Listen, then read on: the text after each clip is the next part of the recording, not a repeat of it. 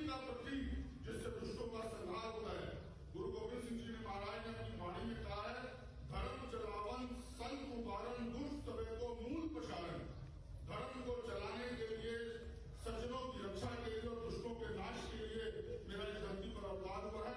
शक्ति का प्रतीक कृपान और एक सम्मान चिन्ह जो आज के इस प्रकाशनों का सम्मान चिन्ह है। राजेंद्र सिंह प्रकाश, परमिंदर सिंह जी कृपा करके माननीय मुख्यमंत्री को भेंट करने की कृपालता करें।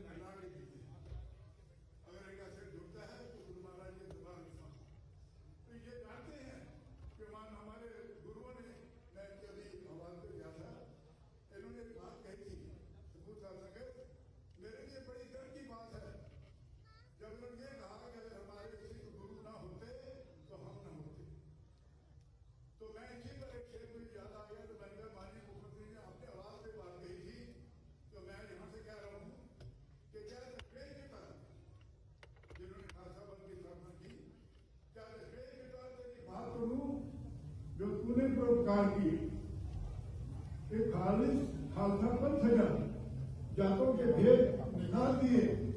तेग के बेटे तेग बाबा साहब के बेटे थे, और तेग यानी के पान, तेग के बेटे तेग बगल गरीबों के काम जंजाल दिए।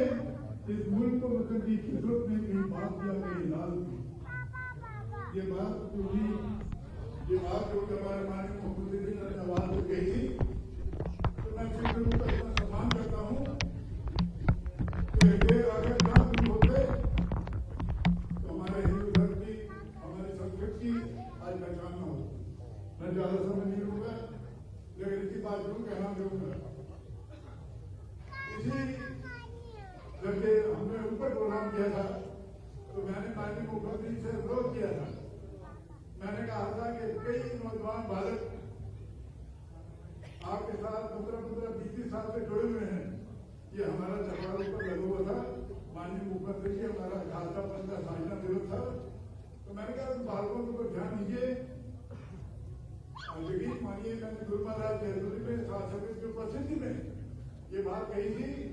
देखिए मेरे लिए घर की बात है, मैंने गुरु महाराज जयपुरी में बात कही थी, तो जाते ही 5 दिन के बाद मुझे खबर मिल गई कि सरदार परविंदर सिंह जो है माननीय कमीशन के सदस्य बना दिए गए हैं। जसविंदर सिंह जी है, वो पता लगा बच्चा के सदस्य बना दिए गए हैं। कानपुर से हमारे चेयरमैन साहब वो भी पंजाबी हैं। तो वो नौजवान इतने लड़के जुड़ चुके हैं, इतने नौजवान लड़के जुड़ चुके हैं इनके आह्वान पर।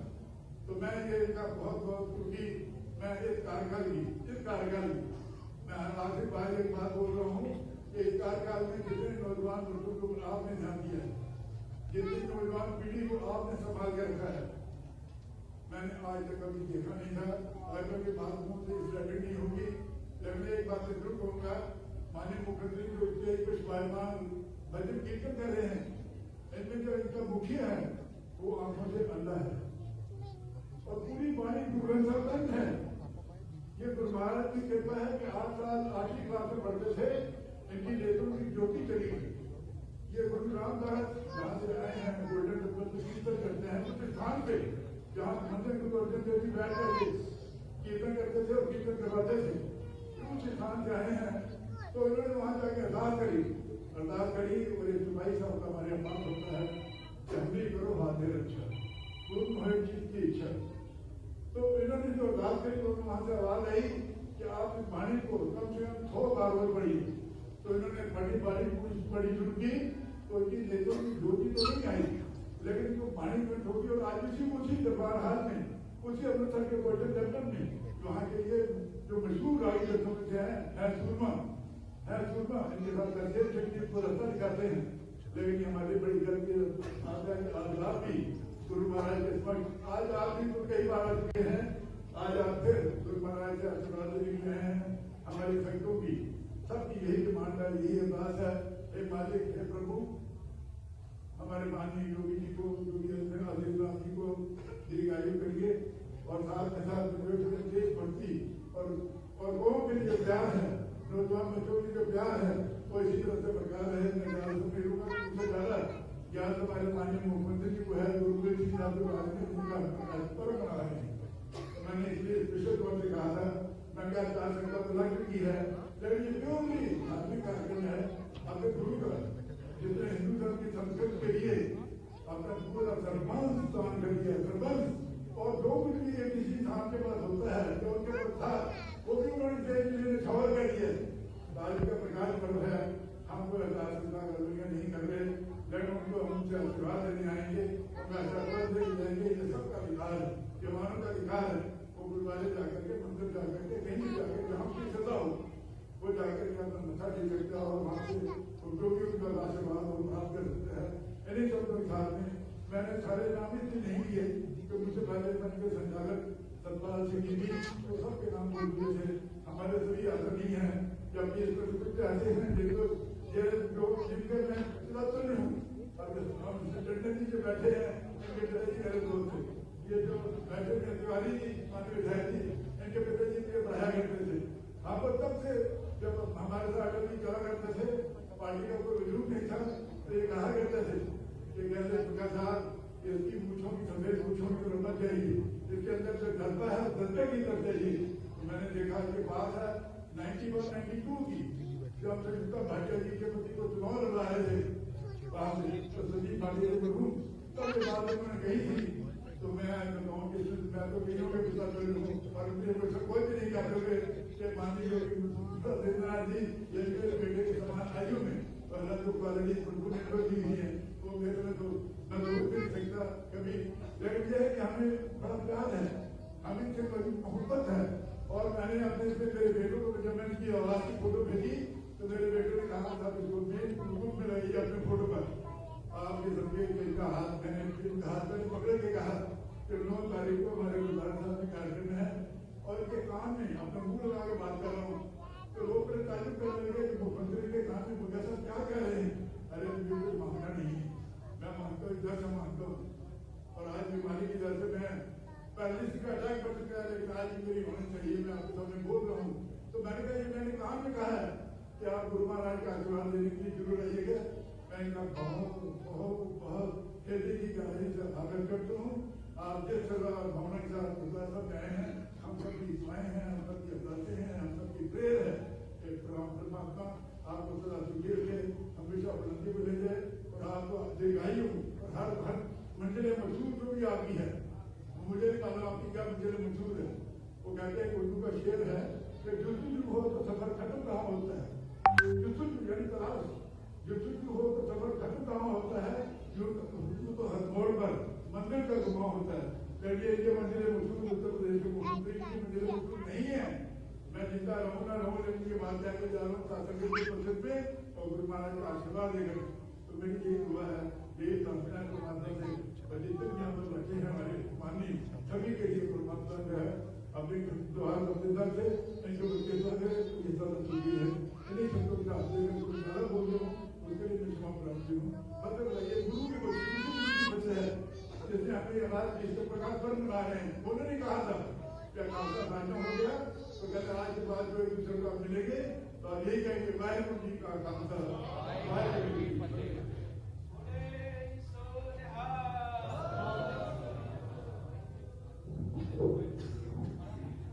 हम सब अपने माननीय मुख्यमंत्री जी से उनके आशीर्वाद उनका संबोधन सुनना चाहते हैं। तो उसके पहले 1 मिनट मेरे साथ बलविंदर सिंह सदस्य उत्तर प्रदेश शिक्षक आयोग वो 1 मिनट के लिए आएंगे। माननीय मंत्री जी ने और माननीय विधायक जी ने महापौर जी ने मना किया माननीय मुख्यमंत्री जी को और बहुत कार्यक्रम है। इसके बाद हम सब माननीय मुख्यमंत्री जी का उद्बोधन सुनेंगे।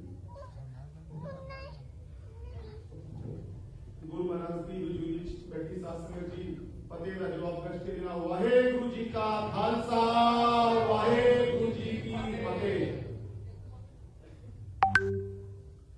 आज साहिब श्री गुरु गोविंद सिंह जी महाराज दसम पिता जी के पावन प्रकाश पर्व के अवसर पर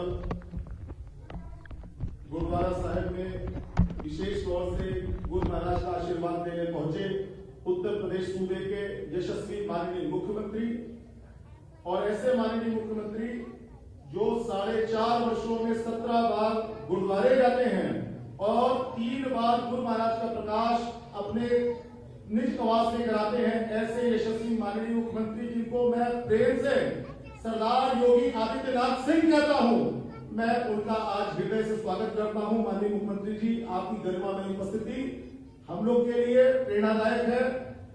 यहाँ पर उपस्थित उत्तर प्रदेश सरकार के यशस्वी माननीय मंत्री अभिभावक स्वरूप आदरणीय गोपाल टंडन जी भाई साहब, लखनऊ की महापौर महास्वरूप, ऐसी लखनऊ की महापौर जिन्होंने सिख समाज को विभिन्न सौगातें देने का कार्य किया हो। यहाँ से एकदम बगल में संघ कार्यालय की ओर जाए तो गुरु गोविंद सिंह द्वार जिसका प्रत्यक्ष उदाहरण है, ऐसी हमारी महास्वरूप आदरणीय संयुक्ता भाटिया जी और लखनऊ के कैंट के हमारे शेर आदरणीय विधायक पिता तुल्य सुरेश चंद्र तिवारी जी,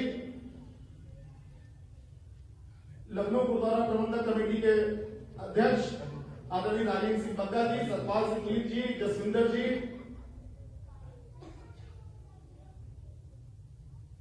आप सबको गुरु महाराज की शरण में आप सब आए हैं। मैं सिख समाज की ओर से और लखनऊ गुरुद्वारा प्रबंधक कमेटी की ओर से आपका हृदय से स्वागत करता हूं।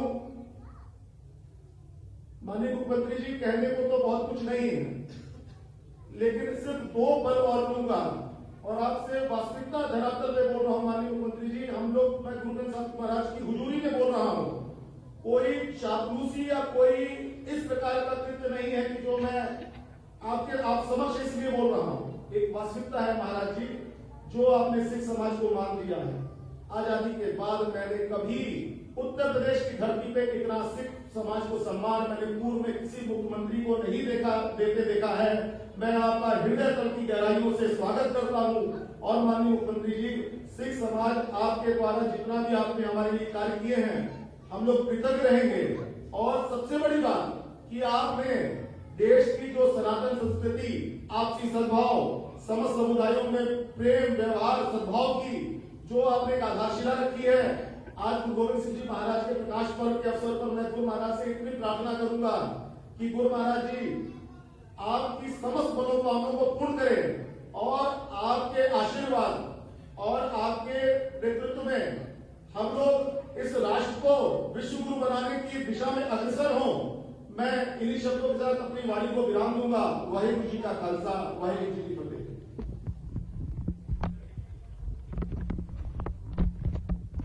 माननीय मुख्यमंत्री जी ने अपने इस सेवा काल में प्रदेश के साथ साथ सिख समाज को बहुत कुछ किया है और हम सब ये अपेक्षा करते हैं कि अगले सेवा काल में दशमेश पिता साहिब श्री गुरु गोविंद सिंह जी महाराज के नाम पर लखनऊ में या लखनऊ के आसपास किसी भी जिले में गुरु गोविंद सिंह जी नाथ जी के नाम पर एक मेडिकल कॉलेज अगर बन जाए, स्थापना हो जाए, तो प्रदेशवासियों की बहुत बड़ी सेवा होगी और हम सबको आपका बहुत स्नेह मिलेगा।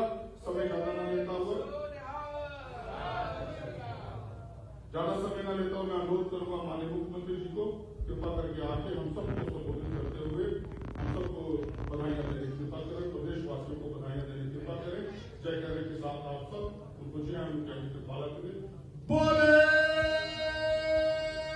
सोमनाथ।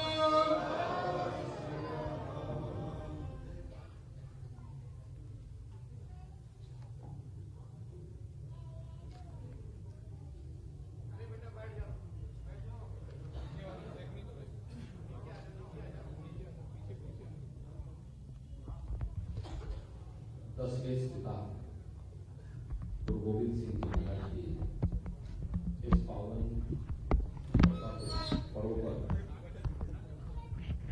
आज यहाँ पर इस आयोजित समारोह में लखनऊ गुरुद्वारा प्रबंधक कमेटी के अध्यक्ष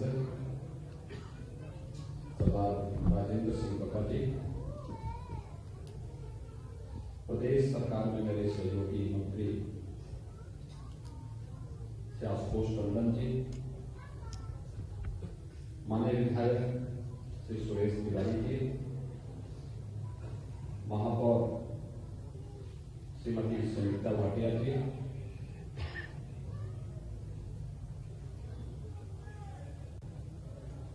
उत्तर प्रदेश अल्पसंख्यक आयोग के सदस्य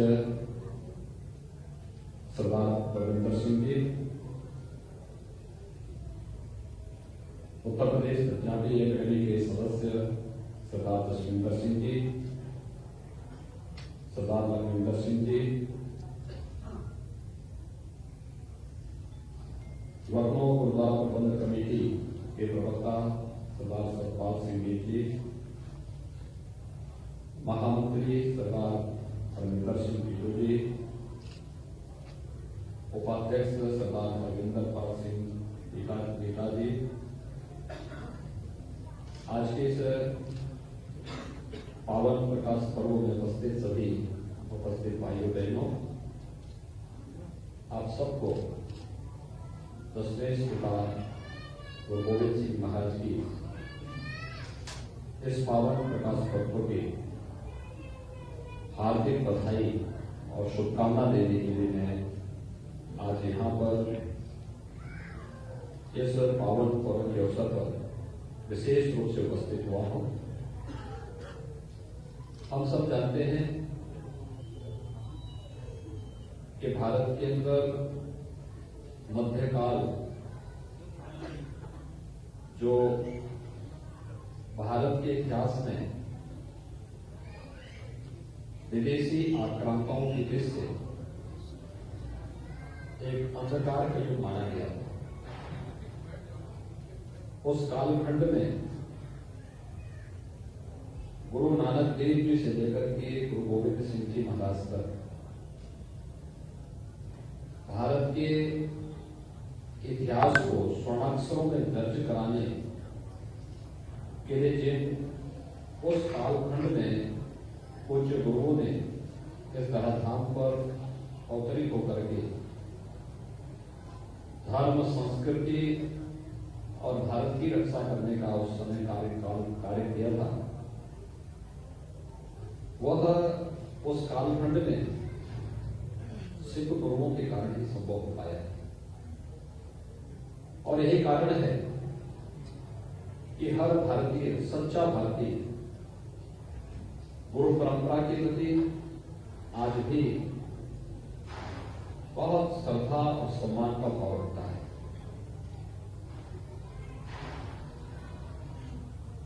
भक्ति से लेकर के त्याग और बलिदान की एक अमिट परंपरा का नाम है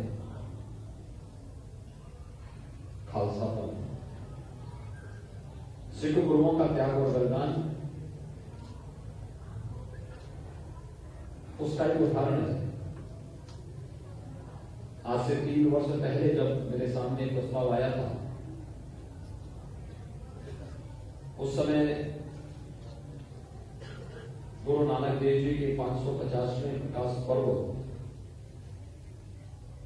की कीर्तन यात्रा लखनऊ में पधारी थी। उस समय यह प्रस्ताव आया था कि इस कीर्तन यात्रा का कार्यक्रम कहां हो सकता है। मैंने कभी मुख्यमंत्री आवास से और अच्छी जगह क्या हो सकती है। बोले सो निहाल।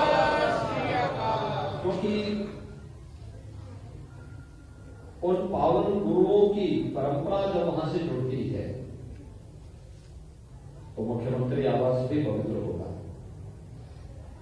और उस आवास के माध्यम से हम लोक कल्याण के अनेक कार्यक्रम को आगे बढ़ा पाएंगे। और मैं मानता हूं कि गुरु कृपा का ही हमारे सामने और प्रसाद है, जिसके कारण हम लोगों ने प्रदेश के अंदर तमाम विपरीत चुनौतियों का सामना किया। उसी का परिणाम है कि कोरोना प्रबंधन तमाम चुनौतियों के बावजूद हम सफलतापूर्वक देश और दुनिया के सामने एक मानक बनाने में सफल थे। मेरे पास बाद में प्रस्ताव आया था कि क्या हम लोग यहां पर गुरु गोविंद सिंह जी महाराज के साक्षातों के पावन कार्यक्रम का आयोजन कर सकते हैं। मैंने कहा ये तो हमारा सौभाग्य होगा कि अगर मुख्यमंत्री आवास में इस प्रकार का कार्यक्रम होता है तो।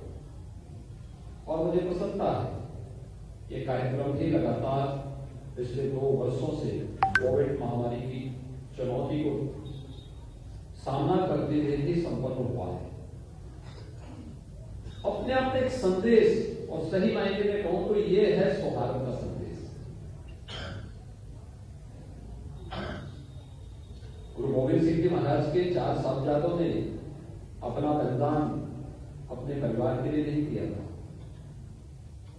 अपने लिए नहीं किया था, देश और धर्म के लिए किया था। गुरु गोविंद सिंह जी महाराज आजीवन देश और धर्म के लिए लड़ते रहे।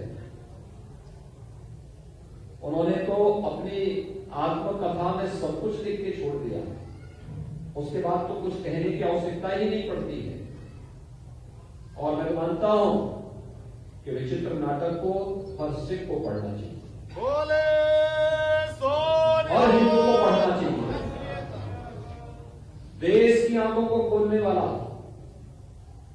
गुरु गोविंद सिंह जी महाराज का आत्मवृतांत तो स्वयं हम सबके सामने आ जाता है। उन्हें हम सामान्य मानो न मत माने, तो दिव्य पुरुष थे, एक विशिष्ट प्रयोजन से इस धराधाम पर अवतरित हुए थे। और याद करिए कि विदेशी आक्रांता जब इस देश में घुसपैठ करते हैं बाबर से लेकर के और औरंगजेब तक, उसी कालखंड में दिव्य गुरुओं की परंपरा भी धराधाम पर आती है। बाबर के समय गुरु नानक देव जी इस धरती पर रहते हैं, विशुद्ध आध्यात्मिक महापुरुष हैं, लेकिन अपनी अध्यात्म की अलग जगाते जगाते बाबर जैसे आक्रांता को जाबर कहने का साहस भी करते हैं। बोले सो नहीं होता।